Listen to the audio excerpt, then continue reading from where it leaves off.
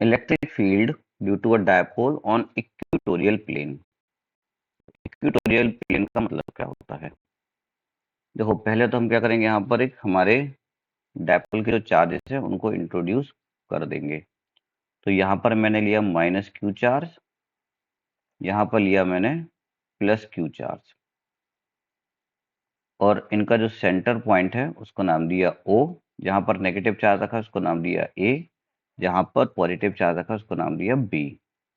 अब equatorial plane का मतलब क्या होता है? इक्वेटोरियल प्लेन का मतलब होता है ये वाला प्लेन, मतलब यहाँ पर आप इसको वर्टिकल मान सकते हो। तो ये देखो, एक लाइन नहीं होती, एक प्लेन होता है, लेकिन हम इसका साइड व्यू देख रहे हैं। जैसे कि आप एक पेज को सामने से देखोगे तो वो रेक्टेंगल बनेगा, लेकिन साइड से देखोगे तो वो एक लाइन जैसा दिखाई देगा। तो सेम चीज यही है।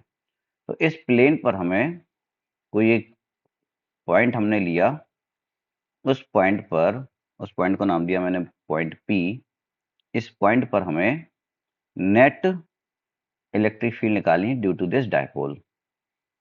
तो यहाँ पर हम क्या करेंगे, पहले सिर्फ नेगेटिव पर हम ध्यान देते हैं, ठीक है, नेगेटिव वाले चार्ज पर। तो नेगेटिव वाला जो चार्ज है उसका डिस्टेंस यहाँ से यहाँ तक ले लेते हैं हम लोग x। डायपोल की जो लेंथ होती है वो 2l होती है, तो उसका आधा हो जाएगा l।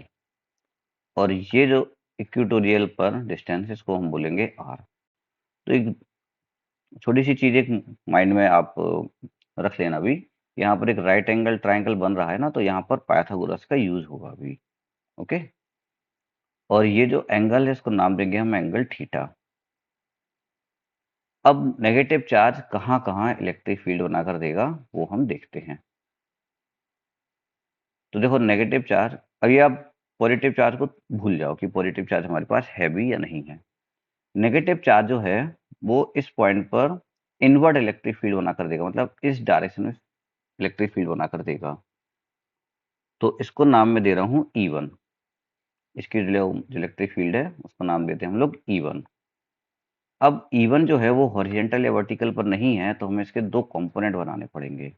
इसका हमें अब क्या करना पड़ेगा, दो कंपोनेंट बनाने पड़ेंगे। तो मैं थोड़ा सा जूम कर देता हूं। तो हम इसके अब दो कंपोनेंट बनाने वाले हैं।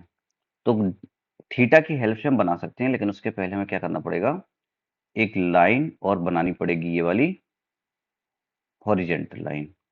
ओके, तो ये एंगल भी थीटा हो जाएगा, बिकॉज ये हो गए अल्टरनेट इंटीरियर अपोजिट एंगल्स। और थोड़ा सा आपको जो ध्यान में रखना है वो ये है कि जहां थीटा वहां कॉस थीटा। तो इस लाइन के अलोंग इसका जो कंपोनेंट बनेगा वो बनेगा हमारा E1 cos theta. E1 cos theta, और यहां पर जो बनेगा वो बनेगा E1 sin थीटा। ये दो कंपोनेंट हमारे रेडी हो गए। ओके, तो हम यहाँ पर E1 और E2 को यूज ना करके उनके कंपोनेंट से काम चलाएंगे। अब जितना कुछ यहाँ पर हुआ है उतना ही इस पॉजिटिव चार्ज के साथ भी होगा। तो इसका भी हम यहाँ पर कुछ बनाते हैं, देखते हैं क्या पॉसिबिलिटीज है। तो देखो, जो पॉजिटिव चार्ज होगा वो फील्ड कहाँ बना कर देगा, आउटवर्ड डायरेक्शन में, यहां पर बना कर देगा। ये फील्ड आउटवर्ड, मतलब यहां से स्टार्ट होगी। एक मिनट, इसका थोड़ा एंगल सही कर दूं मैं। तो ये जो फील्ड बना कर देगा वो आउटवर्ड डायरेक्शन में देगा। तो इसकी जो फील्ड होगी वो क्या होगी, E2 होगी। इसकी फील्ड क्या होगी, E2। इसमें भी अब कंपोनेंट का भी कुछ रोल होगा जैसे वहां पर होता है। तो E2 का एक कंपोनेंट यहां बनेगा इस डायरेक्शन में, तो वो बनेगा हमारा कितना, E2 cos थीटा। अब अगर एंगल को लेकर डाउट हो तो देखो यहाँ पर भी सेम चीज बनेगी। अगर ये एंगल थीटा है तो ये भी थीटा है और ये भी थीटा है। ओके, तो इसको हम यहाँ पर अभी मेंशन नहीं कर रहे हैं क्योंकि वो स्पेस हमारे पास सफिशिएंट नहीं है। तो E2 का एक कंपोनेंट यहाँ बन जाएगा E2 cos थीटा और एक बन जाएगा ऊपर E2 sin थीटा। तो इस टाइप से ये हमारा डायग्राम हो जाएगा कंप्लीट। अभी मैं नीचे भी आपको ये डायग्राम दिखा दूंगा, तो आप उसको ज़्यादा अच्छे से वहाँ पर देख पाओगे, समझ पाओगे यहाँ पर, ठीक है। अब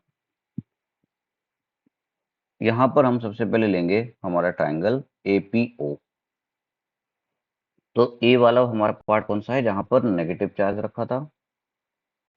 ओ हमारा सेंटर पॉइंट है और पी हमारा ऑब्जर्वेशन पॉइंट है। तो ये हमने पूरा का पूरा यहाँ पर एक ट्राइंगल बना लिया है APO। ये डिस्टेंस x हमने ली थी, ये r ली थी, ये l ली थी। अब ये थीटा का जो थोड़ा सा रोल है वो हमें देखना है। तो हमने यहाँ पर लिया cos थीटा। अब cos थीटा क्या होता है, बेस अपॉन हाइपोटेनियस। तो थीटा के सामने वाली लाइन क्या होती है, परपेंडिकुलर होती है। लॉन्गेस्ट साइड हाइपोटेनियस होती है और नीचे ये जो बची हुई साइड है ये बेस हो जाएगी।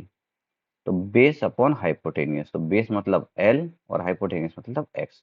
तो cos थीटा हो गया हमारा L अपॉन x। तो अब यहाँ पर ये PT का मतलब लिखा है पाइथागोरस। तो यहाँ पर पाइथागोरस थ्योरम के हिसाब से हमारा बन जाएगा x square equal to r square plus l square, या फिर हम बोल सकते हैं x equal to under root of r square plus l square. तो cos थीटा का फॉर्मूला बन गया base upon hypotenuse l upon this. तो ये तो बेसिक मैथ है, वही है। अब इसका क्या यूज होगा अभी हम आगे देखेंगे, इसको आपको पहले से निकाल के रखना है। अब वही कहानी वापस से शुरू करते हैं कि माइनस क्यू चार्ज जो इलेक्ट्रिक फील्ड बनाएगा उसको हम बोलेंगे E1। फॉर्मूला बन जाएगा k q upon x square. X square को अभी हमने निकाला r square plus l square था रूट में, तो रूट से ये स्क्वायर हो जाएगा कैंसिल। तो ये बन जाएगा k q upon r square plus l square. इसको हमने ई नाम दे दिया है, से का मतलब नाम दे दिया है, ठीक है। सिमिलरली अगर हम E2 निकालें तो हमें सेम रिजल्ट ही मिलेगा, सब कुछ सेम मिलेगा। ये के Q R square plus l square, ऐसा नहीं है कि यहाँ पॉजिटिव है वहाँ नेगेटिव है, दोनों में ही पॉजिटिव है, स्क्वायर वगैरह सब कुछ सेम है। तो मॉड ऑफ ई मतलब ई का जो मैग्नीट्यूड है और E2 का जो मैग्नीट्यूड है वो सेम है। इससे क्या फायदा होगा, देखो जब हमने उस पी पर कंपोनेंट्स बनाए तो यहाँ पर क्या बना, E1 cos थीटा बना और यहीं पर E2 cos थीटा भी बना, दोनों बने। तो E1 अगर E है, E2 भी अगर E है, तो मैं इन दोनों को मिलाकर क्या लिख सकता हूँ, 2E cos थीटा। तो हमारी जो नेट इलेक्ट्रिक फील्ड है वो क्या बन जाएगी, 2E cos थीटा बन जाएगी। वर्टिकल वाले देख लेते हैं, तो ऊपर क्या बन रहा था हमारा, ऊपर बन रहा था हमारा E2 sin थीटा और नीचे क्या बन रहा था, E1 sin थीटा। अब अगर E1 ही E है और E2 भी E है तो ये और ये दोनों क्या होगा, इक्वल एंड अपोजिट। इनकी नेट वैल्यू क्या आ जाएगी, 0, क्योंकि ये दोनों डायरेक्शन अपोजिट हैं। यहाँ पर दोनों डायरेक्शन सेम है तो ऐड हो गया। तो अब हमारी जो नेट इलेक्ट्रिक फील्ड है वो 2E cos थीटा होगी, इसका कोई रोल नहीं है। और उन E1 और E2 का भी रोल नहीं है, बिकॉज अब हमने उनके कंपोनेंट्स बना के और उस कंपोनेंट से हमने फाइनल रिजल्ट बना लिया है। यहाँ पर ये लिखा हुआ भी है, as vertical components are equal and opposite so their net effect is 0। तो इनका इफेक्ट हो गया खत्म, बचे अकेले ये दोनों। तो हमारा जो ई नेट है वो कितना बन जाएगा, E1 cos theta plus E2 cos theta. Horizontal components are in same direction so their net effect will be this. और E1 को नाम हमने क्या दिया था, E, E2 को भी नाम दिया था E। तो ये बन गया E cos theta, E cos theta sum होकर 2E cos थीटा। तो 2 और फिर ये E का फॉर्मूला, ये हमारा क्या है, देखो ये 2 ये लिखा हुआ है, ओके। ये E का फॉर्मूला ये लिखा हुआ है और जो cos थीटा हमने वहां पर निकाला था, मैंने बोला था इसका बाद में यूज होगा, तो उसका फॉर्मूला ये लिखा हुआ है। तो अब ऊपर देखो हमें कैसे भी करके डायपोल मूवमेंट को इंट्रोड्यूस करना है। तो इलेक्ट्रिक डायपोल मूवमेंट का फॉर्मूला क्या होता है, Q2L। तो हमें चाहिए Q, मिल गया, हमें चाहिए 2, मिल गया, हमें चाहिए L, मिल गया। तो इन तीनों की जगह हमने जाकर लिख दिया है P। ऊपर का काम खत्म। अब नीचे क्या हो रहा है, नीचे समझते हैं। इसको मैं थोड़ा सा अलग से बता देता हूँ यहाँ पर पहले। तो नीचे वाला पार्ट में क्या लिखा है, r square plus l square, इसकी पावर कितनी है, 1 है। और फिर r square plus l square फिर से लिखा है, लेकिन ये रूट में है, तो रूट मतलब होता है पावर हाफ। तो ये वाला पार्ट सेम है, तो पावर ऐड हो जाएंगी। तो are square plus l square, इसका 1, इसका 1/2, तो ये सॉल्व होकर बन जाएगा 3/2। तो ये लिखा हुआ है। तो ये बन गया हमारा ई नेट का फॉर्मूला। अब हम देखेंगे शॉर्ट डायपोल का केस। तो शॉर्ट डायपोल में हम क्या लिखते हैं, r very very greater than l. तो जब आर बहुत बहुत ज़्यादा है तो एल स्क्वायर को ऐड करने से ज़्यादा कुछ फर्क नहीं पड़ेगा, इसको हम 0 मान लेंगे। तो are square plus 0 square equal to near about R square ही रहेगा। तो नीचे हमारा जो फॉर्मूला है वो कुछ इस टाइप से बनेगा। अब यहाँ पर लिख रहा हूँ मैं, ई नेट इक्वल टू के पी, नीचे क्या आ जाएगा, आर स्क्वायर, और पावर 3/2 की अभी बची हुई है, तो 2 से 2 कैंसिल, तो ये आर की पावर आ जाएगी 3। यही यहाँ पर लिखा हुआ है। तो आई थिंक इतना समझ में आ गया होगा। अब इसका हमें वेक्टर फॉर्म भी देखना है। तो वेक्टर फॉर्म में हमें क्या करना होता है, ई नेट लिखा था, यहाँ पर के पी लिखा था, यहाँ पर आर क्यूब लिखा था। तो हम क्या करेंगे, ई वेक्टर क्वांटिटी होता है, वेक्टर का साइन बना दिया, पी वेक्टर होता है, वेक्टर पर वेक्टर का साइन बना दिया। लेकिन यहाँ पर आप देख रहे होगे कि एक नेगेटिव साइन मैंने लिखा है। अब नेगेटिव लिखने का रीजन क्या है समझते हैं। हमारा पी पॉइंट पर नेट इलेक्ट्रिक फील्ड इस डायरेक्शन में बन रही थी।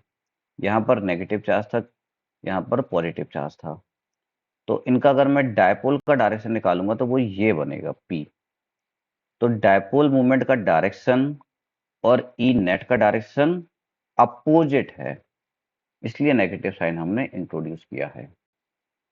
वहां पर सेम डायरेक्शन था इसलिए पॉजिटिव था साइन, यहाँ पर ही नेगेटिव आएगा। तो जब आपको वेक्टर फॉर्म में निकालना होगा तो ध्यान रखना यहाँ पर नेगेटिव साइन लगाना है। मैग्नीट्यूड पूछे तो कोई रिक्वायरमेंट नहीं है।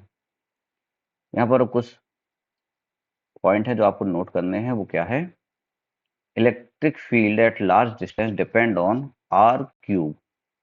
ये मैंने भी आपको बताया था, वापस से बता रहा हूँ मैं, कि लार्ज डिस्टेंस पर जो इलेक्ट्रिक फील्ड है ड्यू टू अ डायपोल, वो आर की क्यूब पर डिपेंड करता है, ना कि स्क्वायर पर। और एक जो रिलेशन है ये तुम्हारे लिए कॉम्पिटेटिव एग्जाम में पूछा जाता है कि अगर सेम डिस्टेंस है तो ई एक्सियल जो होगा, ई एक्सियल जो होगा वो डबल होगा ई इक्वेटोरियल के। समझते हैं इसको, ई एक्सियल जो है वो डबल होगा ई इक्वेटोरियल के। क्यों होगा, देखो, ई एक्सियल का फॉर्मूला हमने सीखा था 2kp/r³। यहाँ पर हम देखो सिर्फ मैग्नीट्यूड की बात कर रहे हैं, डायरेक्शन की बात नहीं कर रहे हैं, ठीक है, इसलिए नेगेटिव साइन नहीं लगाएंगे। और ई इक्वेटोरियल का फॉर्मूला आप यही देख सकते हो, क्या था, kp/r³। तो kp/r³ में जब 2 का मल्टीप्लाई होगा तब तो जाकर ये बनेगा ना। तो ई इक्वेटोरियल में जब 2 का मल्टीप्लाई करेंगे तो जाकर बनेगा ई एक्सियल। तो सेम डिस्टेंस अगर आपको मिल जाए, सेम डिस्टेंस अगर मिल जाए तो आप सिंपल सा ये रिलेशन लगा सकते हो। जैसे कि फॉर एग्जांपल आपको बोल दिया कि ई इक्वेटोरियल की वैल्यू है 6 न्यूटन पर कूलम, और आपको ई एक्सियल निकालना है, डिस्टेंस सेम दिया है, जस्ट 2 से मल्टीप्लाई कर दो, आपको आंसर मिल जाएगा 12 न्यूटन पर कूलम। That's all. तो आई होप यहाँ तक आपको समझ में आ गया होगा। अब हम नेक्स्ट वीडियो में नया टॉपिक देखेंगे।